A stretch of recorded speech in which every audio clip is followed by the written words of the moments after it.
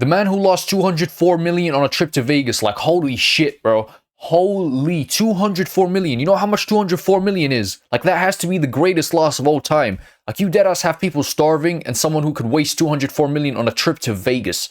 In 2007, 20% of Caesars Palace Casino revenue came from one single person. God damn, bro. Wow.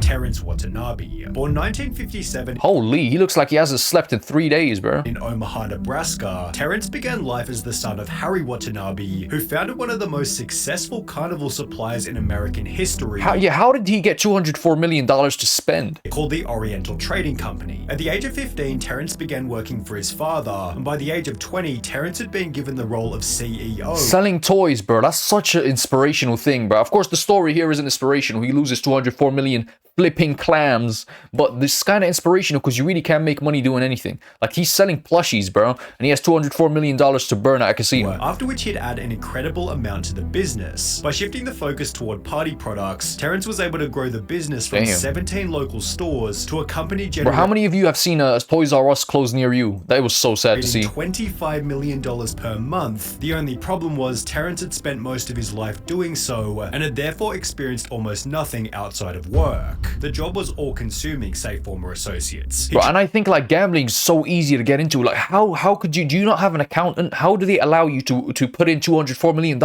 in a day? Bro, this is the key word. It was all in a day. That's insane.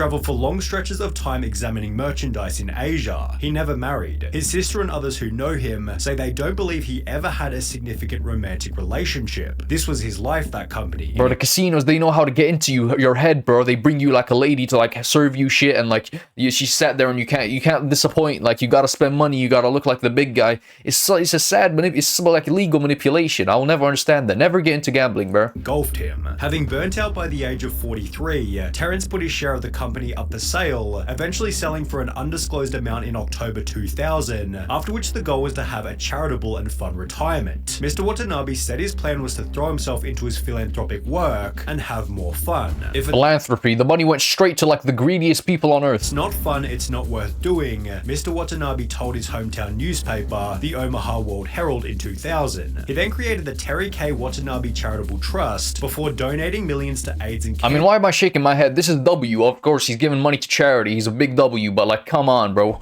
$204 million. It's research, as well as various political causes. However, having worked all day, every day for over 20 years in a complex business, Terence... Bro, money really isn't everything. Money seriously isn't everything. Like, there's a billionaire out there who would pay $5 billion to be as old as you are, or as healthy as you are. Like, money really isn't everything. Like, I don't know what amount of money on earth you'd have to pay me to look like this. Like, respectfully, I'm not trying to be rude, but like, seriously. Found little satisfaction in this new line of work. Donations from his foundation grew, but he soon became restless. Don't tell me he spent people's donations to gamble $204 million. Business ideas, including opening a restaurant, went nowhere. He didn't know what to do with his time, says his... Why are you opening a restaurant? Sister, and as the old saying goes, an idle mind is the devil's playground. With nothing else to do, Terry began a new hobby of spending large amounts of cash, purchasing one of Omaha's largest and most notable homes, which featured 9 bedrooms, 18 I mean, at that point, I kind of get where he's coming from. I mean, right now, we're talking about somebody who has too much money. Like, he doesn't know where to put his money. You get what I'm saying? $204 million, you can spend that for the rest of your life, so you sort of have to give it away.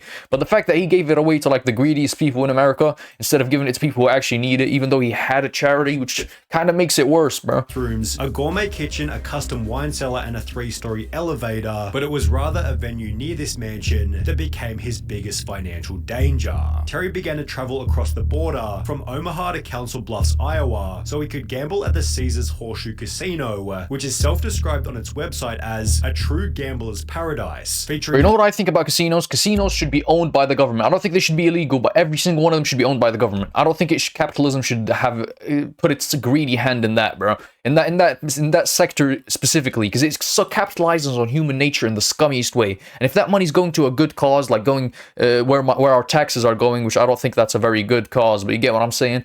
Like, it's at least make it supposed to go to people who actually need it. But this is like you're manipulating people, you're capitalizing on them, you're making manipulation legal, so you can so the money can go into some guy's pockets who has the most shares in this stupid ass company. Like, it's disgusting. Expansive round-the-clock casino floor, an 18-table poker room, a full-service Caesars sportsbook, and one-of-a-kind gaming areas. Terrence became, quote, one of the... Like, you do know, like, even the walls in casinos are, like, set a certain way so you could, like, stay in there, so you forget where the exit is. Like, that's just insane to think about. Like, legal manipulation to run your pockets dry, bro.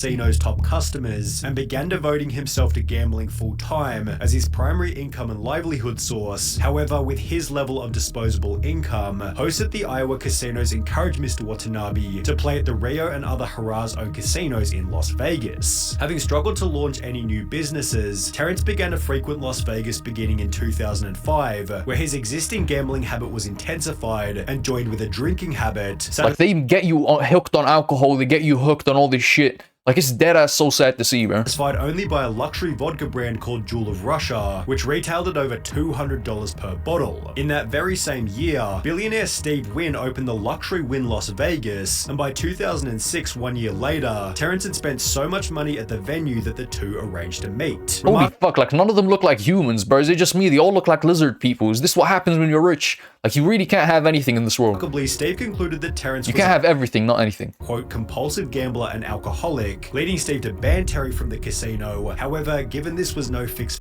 W. Seriously, W. If he genuinely banned him from the casino because he saw that he had a problem, W human being. For Terry's addiction, this simply became an opportunity for other venues in the area. Terry decided to take his money over to Caesars Palace, where a marketing executive promised to give him substantially more advantageous arrangements than the Wynn with respect to player... Advantageous arrangements? You are so silly, bro. You think the casino's just a charity, bro? You think the casino's a charity?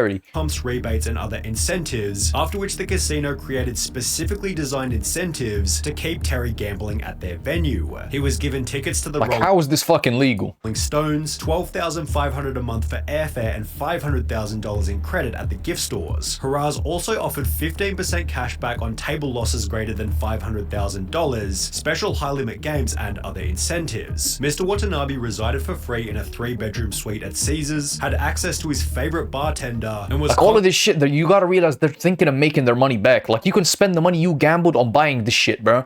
Like, if you didn't spend the money on gambling and you actually spent it to buy this shit, you wouldn't need the casino to buy it for you. And you would save a bunch of money, my friend, because I assure you, you're not getting that money back, bro.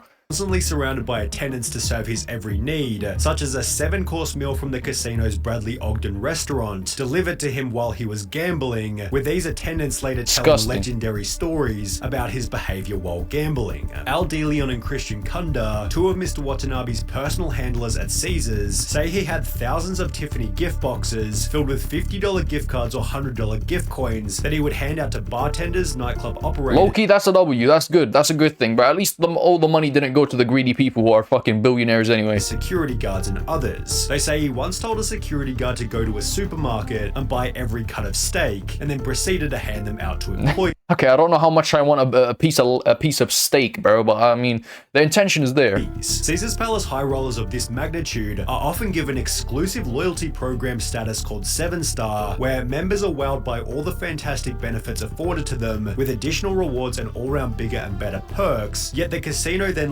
literally created a new tier above this called Chairman, of which only Terrence Watanabe had the status of joining. I mean, this is all cool and all, but this is once you actually realize you're gonna lose all that money back, they're calculating this. They've literally done the calculations in their mind. They want to keep you there because they know for a fact it's a flipping business, bro. They know, they have people who study you and know you're gonna lose that money. That's when you realize that the more they give you, the stupider this person actually is, bro. Like, the more they give him, the stupider he is, because we know he's gonna lose that back. Having been handed what you might call the ultimate life, Terry decided to stay in Vegas, yet with no intervention and nothing else to do, the severity of his habit began to get out of control. Several employees say Mr. Watanabe would stay at the tables for up to 24 hours, sometimes losing as much as $5 million in a single binge. He was allowed to play 3 blackjack hands simultaneously, with a $50,000 limit for each hand, and if he won, Mr. Watanabe says he regularly handed out to Caesars employees bundles of $100 bills that could total as W for that. That's actually really cool of him.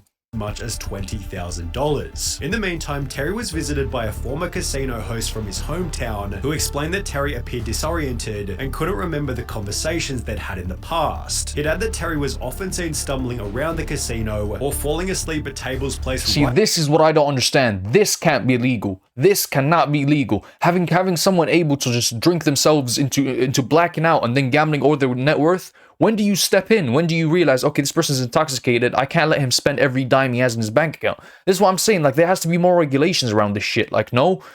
Beside like, if he's losing the money, at least make sure that the money's going to a good place. But it's not, bro. Like, there's greedy people who profit directly off of manipulating you and getting you intoxicated to spend every dollar you have. Nightclub music, yet the most notable observation regarded the type of machines that Terry liked to play. According to one of his former assistants, Terrence rejected any skill-based casino game like poker and instead gravitated toward games with low odds, including roulette and slots. He was the whole appeal of like scratch cards and the slots is that, okay, I have $10 and this $10 could literally be a couple million. It's this, you have all the money in the world. Like, what's the point, bro? A house player because slots and roulette are house games. They have terrible odds for the player. And the way he played blackjack, he made it a house game. He made such bad decisions on the blackjack table, but it was only when his brother and sister came to visit for Thanksgiving 2007 that he talked about just how much these bad choices had cost him. In the 11 months since the beginning of the year, Terrence Watanabe had lost $127 million. Under the assumption that Terry had more money somewhere, the casino then gave him a $17 million loan, although this by itself should have been a sign that he was almost out of money. On the 23rd of January 2008, just weeks after telling family about his losses, Terrence put his Omaha mansion up for sale while continuing to chase his losses in Vegas. See, that's the thing. You get hooked and you can't leave, bro. When you get hooked, you can't leave. You're like a fish, bro. They hooked you on, they pulled you out, man. You're theirs now. He managed to sell the home for a price of $2.66 million. However, at this point, it was already too late. Terrence Watanabe was completely out of money. He'd wagered $4.2 million in 2005, $81 million in 2006, $825 million in 2007. Holy shit. $825 million in 2007. Bro, this guy was gambling with the whole ass country's GDP, bro. A country's GDP he was putting on fucking black, bro. When his family brought him back to Omaha in early 2008, Terry had lost more than anybody else in Las Vegas history, with the 3-year trip costing him a total of $204 million. To make matters worse, Terrence had no job or income, yet still owed the casino $14.7. Holy shit, man. Genuinely, you go in there a billionaire and you come out there in debt, bro. Like, what? Million, after which Terry put the blame back onto Caesars, stating that his losses were their fault. Mr. Watanabe alleges— I don't think the blame is on Caesar, buddy. Like, I think you as a full-grown adult should take accountability, but I kind of see where he's coming from, because this shit cannot be legal. This cannot be legal. How is this legal, bro? They intoxicate you, they encourage you to drink so you can lose all your money. During this period, Haraz not only didn't make him leave when he was drunk, but applied him with alcohol and prescription drugs to encourage him to stay and gamble, leading Terry to launch a lawsuit against the casino. Court documents explain Caesars served Mr. Watanabe 2 to 3 750ml bottles of Jewel of Russia vodka per day, every day. No Caesars employee ever limited or cut off Mr. Watanabe's drinking, despite the fact that he was almost always visibly severely intoxicated when he was being I don't think they have to cut off your drinking, but I think that they should be more regulated. While gambling. On at least one occasion at Caesars— Like, I don't think it's the employee's fault. They're just following protocol, but the protocol should not exist. It should be legally regulated, bro. 2007, a concerned companion of Mr. Watanabe, Stuart Mitchell, pulled aside his cocktail waitress and pled with her to water down Mr. Watanabe's drinks. The cocktail waitress refused and curtly responded, "Terry gets whatever he wants." Mr. Watanabe had at least 2 drinks at his table at all times, so that he could be kept in a constant state of intoxication while gambling. Mr. Watanabe's photographs were posted in the employees-only section of the casino, in order to ensure all employees recognized him and never refused him anything. Caesars employees never attempted to limit or cut off Mr. Watanabe's drink. I mean, to be honest with you, they're just creating like the perfect environment for him to stay there. Like, I don't think he was against having 2 drinks on the table at the same time. He was not against that.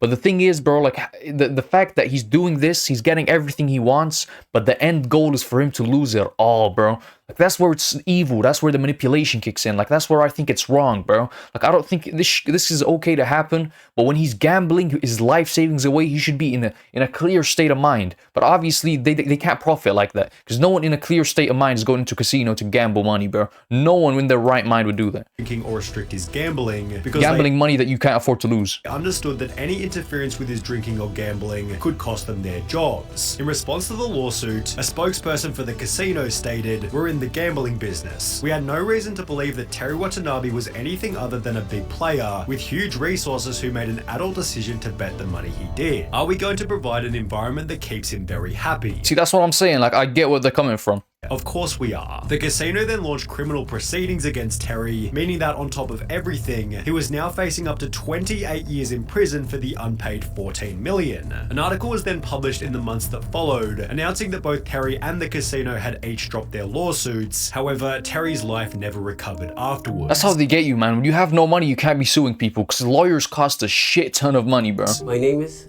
Like, they will just drag it on. That's what big companies do. If you ever go into like a legal battle with a big company, all they'll do is just drag it on, because they know they can hire lawyers for longer than you can, bro. Like, you're gonna run out of money. They're not, bro. Watanabe. I've been diagnosed with prostate cancer. On the 29th of July 2017, Terry announced that he had cancer, hoping to raise $100,000 on GoFundMe for treatment, with a description reading, "I've accepted my situation and do not pity myself. But my hope is that you'll find it in your heart to forgive me for my past and help me live long enough to help others in the future." Attached was a video talking about how bad things had been. Holy shit, bro. Holy shit. You know that one meme with the Asian guy going, "Holy shit." Anyway, now this is actually serious though. Like, fucking hell, bro. He went from 204 million. Hold up, bro.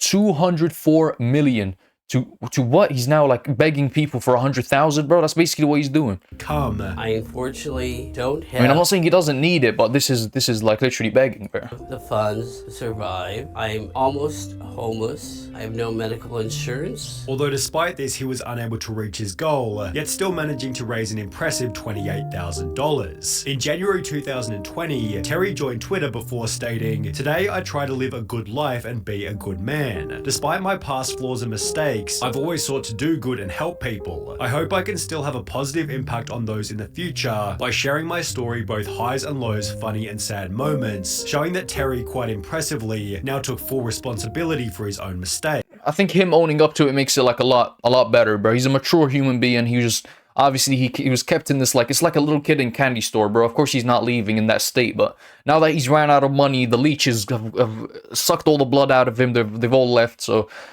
I think mentally he's doing a lot better than he was with $204 million, which is ironic, but it's true, bro. Subscribe if you like this video. See ya.